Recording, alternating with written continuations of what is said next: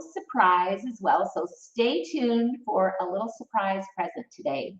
So today we're talking about what gets measured gets improved, and what gets improved has to be measured. So how do we do that? I'm going to share 3 great notes with you today. As a music teacher, I want you to think about how can you measure success with your students? What does that look like for you?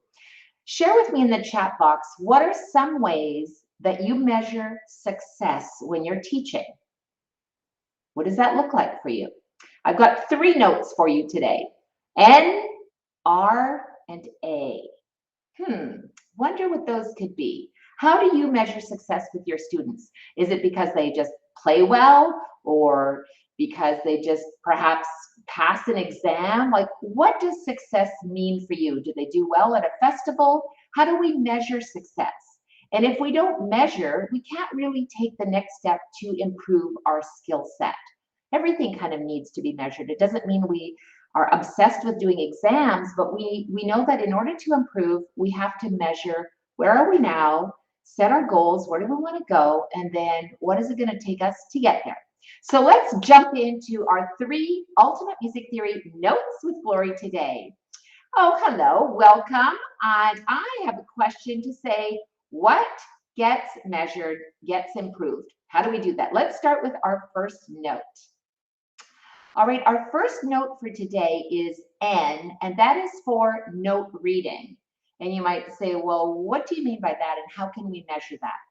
When we are good at note reading, and there's a number of ways. Remember, I got a little surprise for you for the end of our little video today, so stay tuned. A little surprise coming.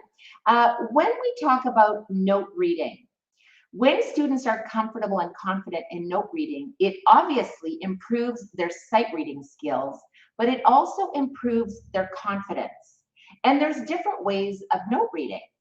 One way of note reading is if you read intervallically. So I remember my young daughter, Sherry, and I remember her grabbing a music book when she was just little and she was starting her piano lesson. She started when she was 2. And one day I heard this little piece being played on the piano, and I thought to myself, that's strange. She hasn't learned that piece yet. How can she play that? And I remember asking her, she was maybe 5 at the time, 4 or 5. I said, how can you read that music? And she said, oh, it just goes up a third and down a second and up a fifth. And so even though she didn't know her note names yet, she could read intervallically. So that's one way, is read the intervals. What is the distance, and recognize it easier.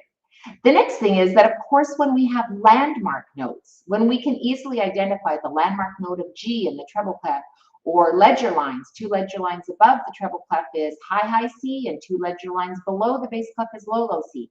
So one way is intervals, another way is identifying landmark notes. And when we recognize FACE, if we're going up by skips, or EGBDF, it's just another way of helping our students sight read quickly by teaching note reading. So give me a little thumbs up.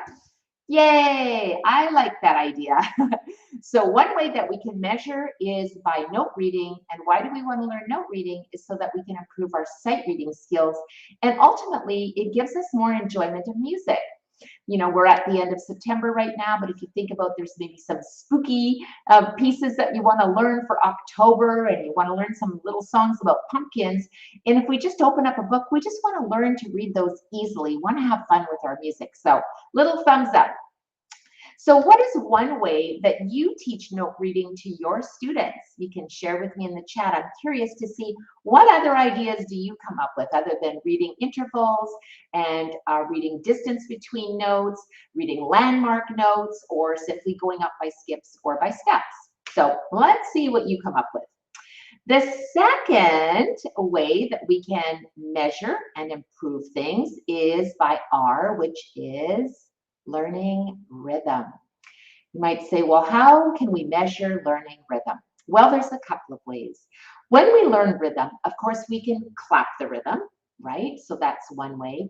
But one of the most important things about rhythm is the pulse. Because if I clap a rhythm for you,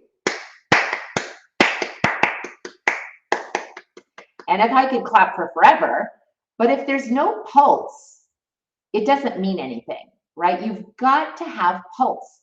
And pulse is indicated by the time signature. So for example, if you were clapping a rhythmic pattern in 4/4 time, you'd want to hear 1, 2, 3, 4, 1, 2, 3. You want to have strong, weak, medium, weak, strong, weak, and so on. 6/8 time, strong, weak, weak, medium, weak, weak. So when we're introducing rhythm to our students, make sure that you talk about pulse. It's not just about the time signature, it's about the pulse.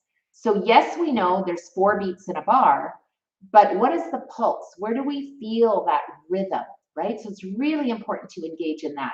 So I have a couple of fun things to share with you today. One of the things that I remember doing with my students a couple of years ago was that I said, when you come into music class, we're not going to talk. We're simply going to communicate by rhythm. So I'm going to ask you a question, and then you are going to answer me just with using rhythm. So here's my question. And you would answer. Do you see what I mean? I'm putting some emphasis in there. And then we might say, hey, what was the time signature of our conversation? So it's really fun. And you can also use different things. So they're incorporating dynamics into the rhythm. So ask a rhythmic question, and then they have to answer rhythmically. Right? So they might say, oh, something happened at school today. And it's a fun game to play.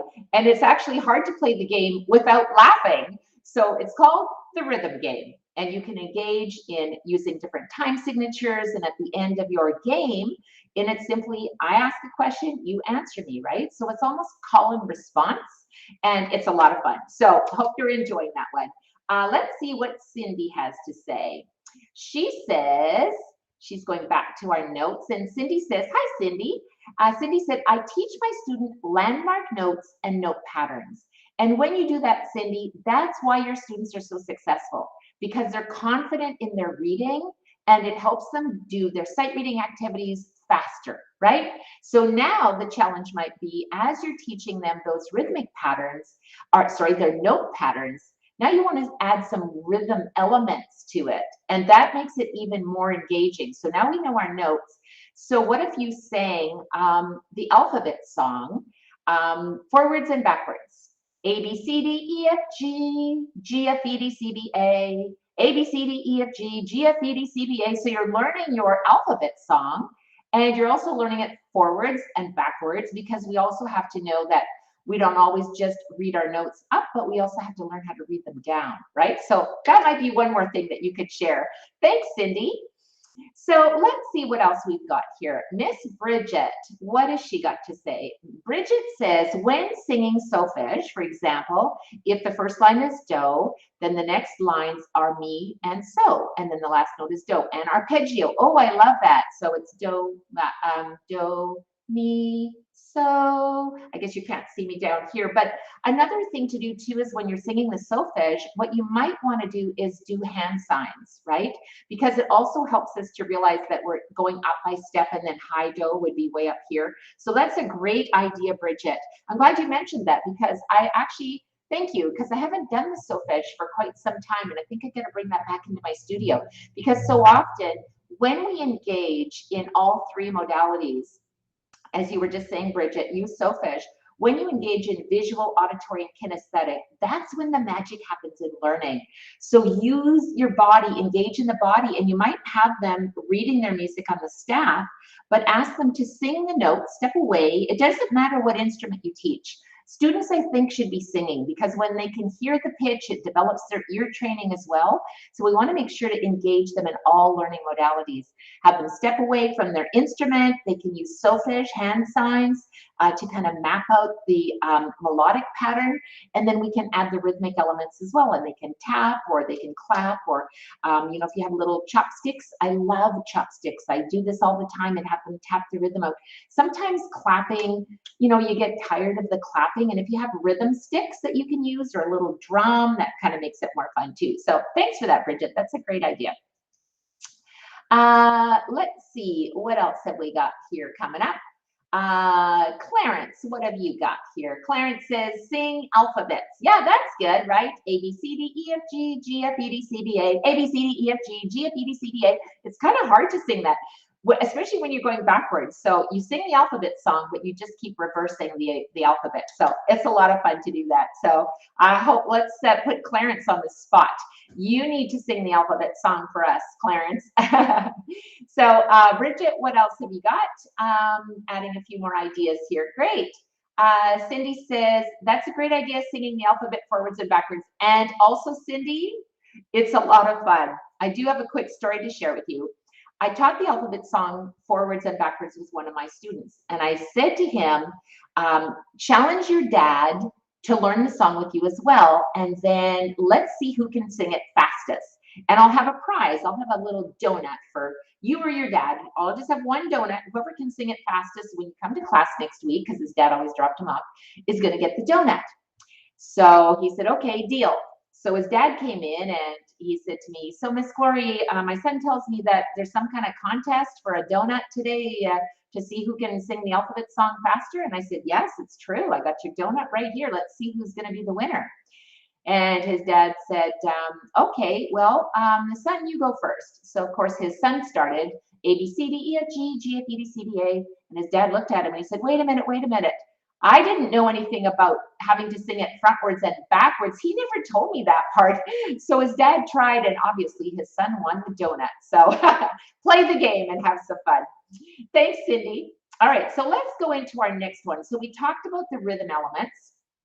And when you're introducing the R for rhythm, some ideas that you might have is getting up your chopsticks. Remember having that conversation between your students. There's all kinds of games that you can do with rhythm also. And remember, we want to be engaging. You know, maybe you want to create a little pumpkin song, or what is your theme for October? Remember, I've got a little present to share with you at the end. So you got to stick around to see what I've got up my sleeve today.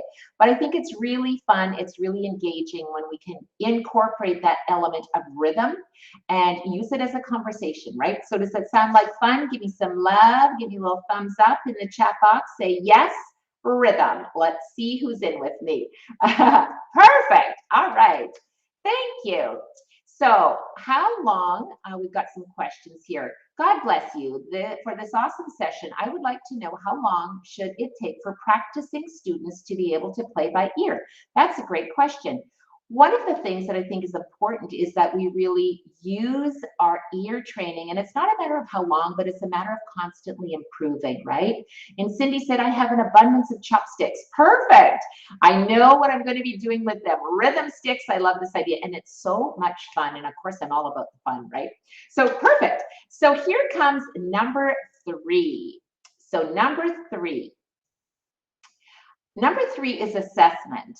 And I'm going to come back to Clarence's question in a minute. He says, sing alphabet song is good. And he was asking about how long it takes to play by ear, I believe. And I think it's something that there's not really any end, right? It's something that you're constantly going to be developing.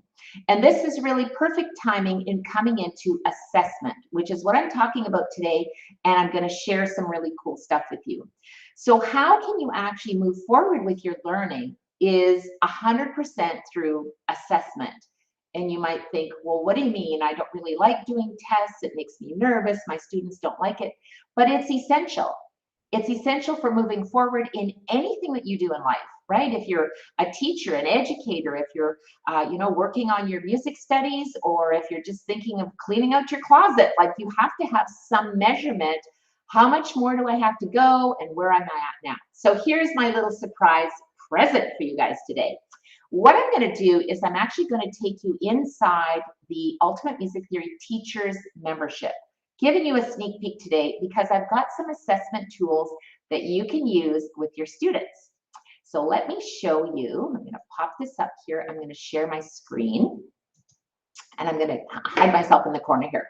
So when you go to TeachUMT.com. Simply go to TeachUMT.com. This is the ultimate music teachers membership, and you can learn, plan, teach, and grow and become a UMT pro. So inside, I'm giving you a little sneak peek inside the membership here, because what I wanted to share with you is these categories. Inside the learn category is places where you can learn theory techniques and learn for yourself for your own professional development. Plan, there's organizers, there's lesson plans, there's all kinds of little tips on how to motivate yourself and your mindset and so on. But where we're going to jump in today is the teach category. This is where you have games, fun sheets, exams, and certificates, because this is all about assessment.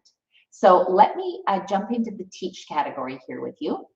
So when you're in the teach category, the first thing that you can do is watch some of the resources. Here's how to teach if you're looking to teach young beginners and so on. We've also got some fabulous bonuses inside there, which is the complete music theory online course. So you can teach with confidence. And I think that's one of the key factors as an educator, is we just want to be confident in our teaching. So I'm talking about some assessment opportunities for you today. So here's some online games, activities, and worksheets. So at first you see there's birthday party games, and there's music, there's circle of fifths, guides, and so on. Then there are September online games and activities as well. But what I wanted to share with you is this. So let's say, for example, I'll go down to, let me go into maybe prep level. All right, so I'm going to go inside the prep level. So here is a little video on how to teach the supplemental, level 1, prep level, and so on. When we talk about assessments, and this is really important, you need to know, where is your student? So when you click on the Prep 1 exam, the answers are in there. I made it super easy for you, and there's also a certificate, because what you want to do is know, where should I put my student? Are they ready to go into level Prep 2? Are they ready for basic? Are they not ready to go on and they need to go back into the beginner ABC book? So assessment is essential. And one of the things that I always do when I do exams with my students is make sure that you create the setting for being comfortable and enjoying the process. Sometimes I even have some little treats or some hard candies that they can just, suck on or have while they're doing their assessment. It doesn't have to be, oh, this is not fun. They can even have some music on if they want to, because sometimes it makes them relax or even think better. So it's a process of being enjoyable to have this assessment. And of course, celebrate their wins. Another way of doing an assessment, and this is really important, is using the worksheets. So inside every one of these, you're going to see that there's worksheets that you can use, and do an assessment. See how fast can they complete their theory homework. Do they understand the theory homework? Can they do sight reading? Because there's also activities in here for them to do sight reading and so on. And you might think, well, what about playing games? I got you. Did you know that there's actually 15 reasons why you learn through play? And playing games is like doing an assessment. Can you imagine that? So what are your thoughts on playing games? I would love to hear from you in the chat box. Do you play games when you're doing an assessment with your students? I'm going to show you what I mean by that. Let's play a little game. We're going to go into the prep category. So I'm going to click in here. And inside the prep category for October, and you'll see down the side here, there's your prep videos, there's your exams. Remember, because you want to do an assessment, you want to know where your students are at. If you're just starting to introduce theory into your studio, and sometimes we just get into it with all of our practical lessons, whether you're teaching violin or voice or piano or saxophone or whatever the discipline is. Sometimes what you want to do is just make sure that you're getting into it. So Janet says, I love playing games. It's amazing what students can learn from a game. 100% Janet. And that is the super fun thing of when you're doing all of that. So thanks for sharing that with me. One of the things too that we want to look at here, because we're just going to jump in, we're actually going to play a game. So right now I'm going to scroll down here, and I'm just going to share with you how to play an online game. This is all of our October games here. Let me back up one. I think I had it here. Teach theory. Okay, because I thought it would be fun to play a game today. So here's our online games. Let me go into September. I'll click in here. All right, and this is all the resources for you inside TeachUMT.com. So here's our membership online games for September. So we were talking about prep level. So I'm going to click on the prep level, and this is just going to open up for me. And now I'm going to say, okay, let me play the game. So this is a little game of pick one. So let's go. We've been talking about treble notes and we've been talking about beats. So let's just go treble notes for 100. Okay. I'm going to say middle C. Click on the answer and yay, it is middle C. You got it right. Okay, let's go to the next question. Answer middle C. Next question. Oh, space number 1.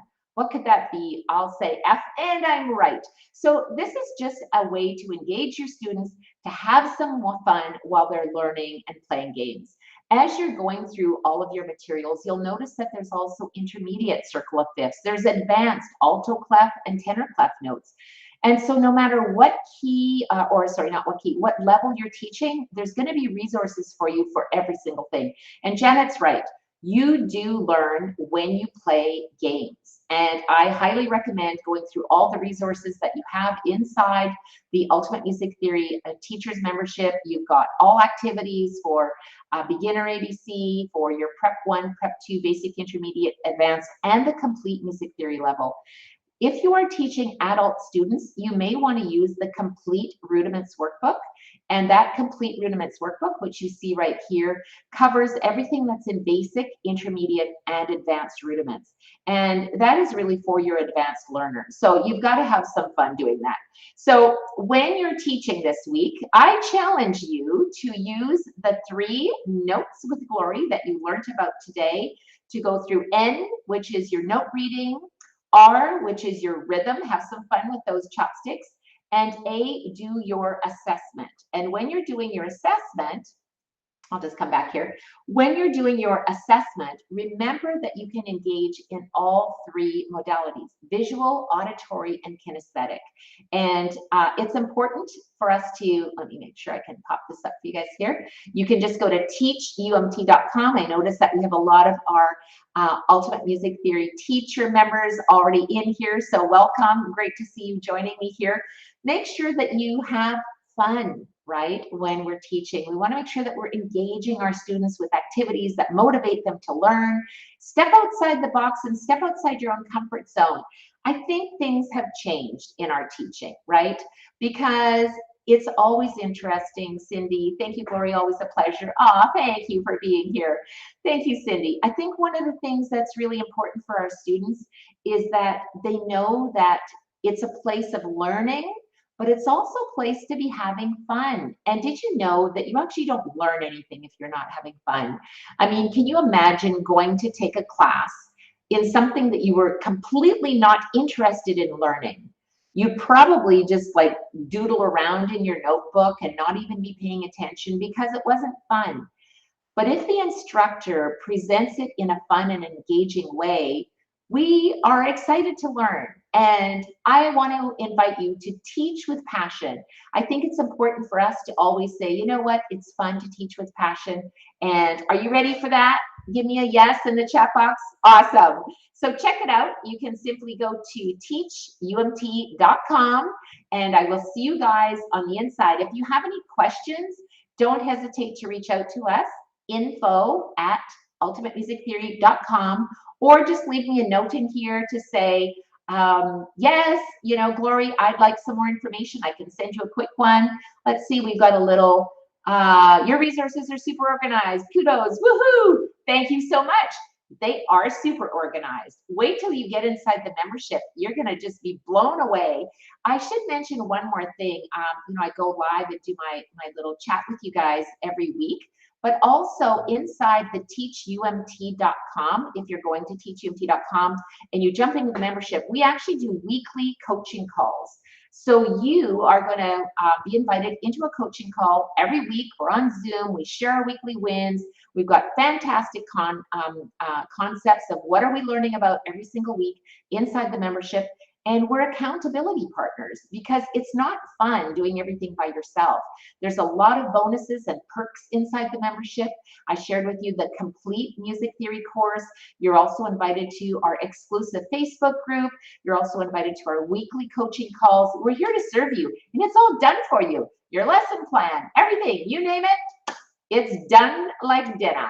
So thank you, Bridget. Thank you, Bridget, for joining me today. And I will see you guys in the coaching call next week, Thursday. So make sure to jump over to TeachUMTcom, check it out, and I will see you there. Until next time, teach with passion. Bye now. Give me some love before you go. Thanks. Bye now.